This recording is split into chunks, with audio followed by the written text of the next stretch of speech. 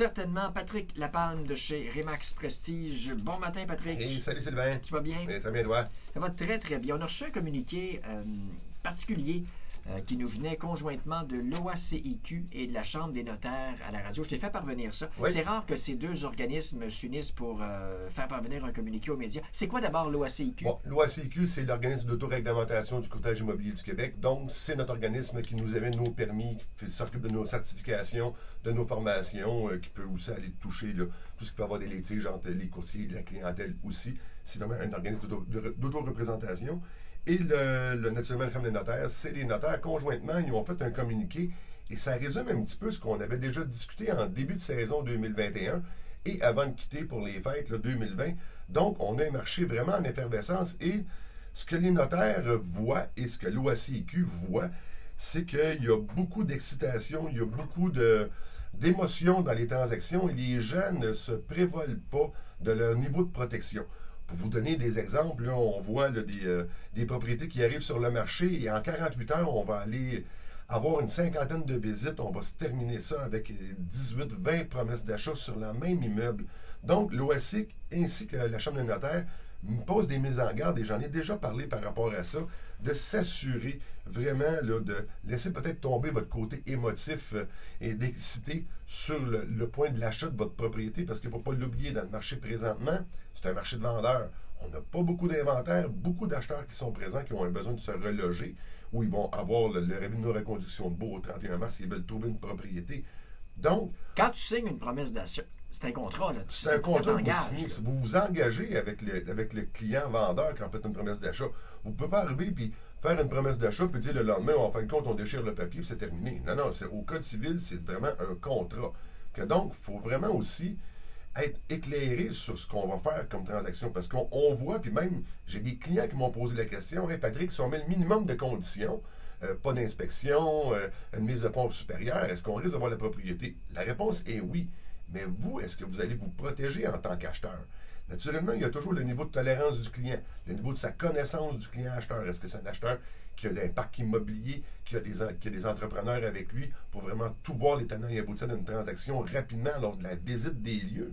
Mais aussi, c'est un premier acheteur que lui, il est beaucoup plus frileux.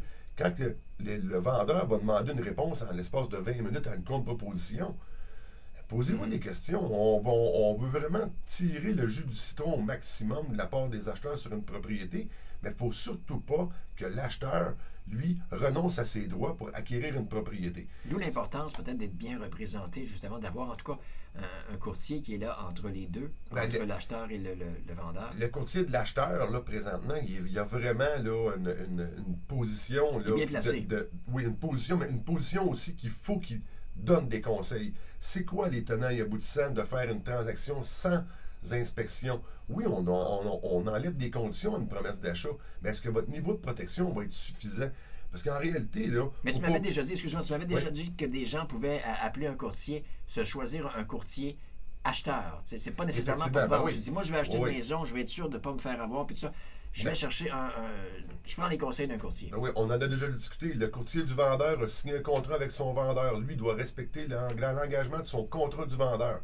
Tandis que le courtier qui arrive avec son acheteur, lui, il veut respecter tout l'ensemble des conditions qui a été données à son acheteur. Donc, c'est là que les négociations vont être beaucoup plus protégées, selon moi.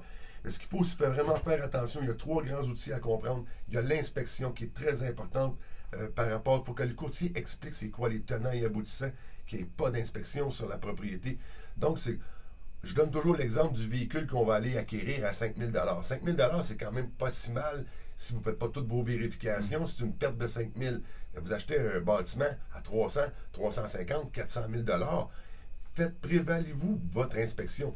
Si votre condition, vous ne faites pas passer en promesse d'achat parce qu'il n'y a pas eu d'inspection, qu'il y a une autre personne qui l'aurait eu, parce qu'il n'y a pas eu... Posez-vous la question, peut-être qu'il a les capacités de ne pas faire l'inspection parce qu'il connaît beaucoup, il a une meilleure connaissance. C'est vraiment important. Puis il faut aussi se faire expliquer la garantie légale. Parce que la garantie légale se divise en 2 sections.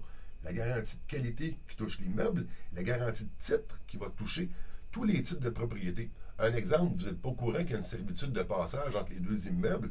Vous achetez une propriété, puis vous voyez un véhicule qui se promène entre les 2, mais vous dites, en fin de compte, j'avais pas de garantie ces titres, je n'étais pas au courant de ce qui se passait là. Vous allez voir une problématique. Il faut surtout ne renoncez pas à vos protections. Discutez avec votre courtier. Ayez une bonne discussion pour voir c'est quoi l'ensemble de votre transaction. Parce que l'inspection, c'est bien beau, mais il y a aussi le certificat de localisation. Il y a une jurisprudence qui provient de la Chambre des notaires qui nous donne 10 ans minimum pour un certificat de localisation. Mais dans le certificat de localisation, vous avez l'opinion de l'arpenteur géomètre, vous avez tous les documents. Puis, il y a une obligation dans nos promesses d'achat que le client va nous fournir le certificat de localisation. L'assurance type ne sera pas un plaster sur le bobo. Il y a une obligation qui est là.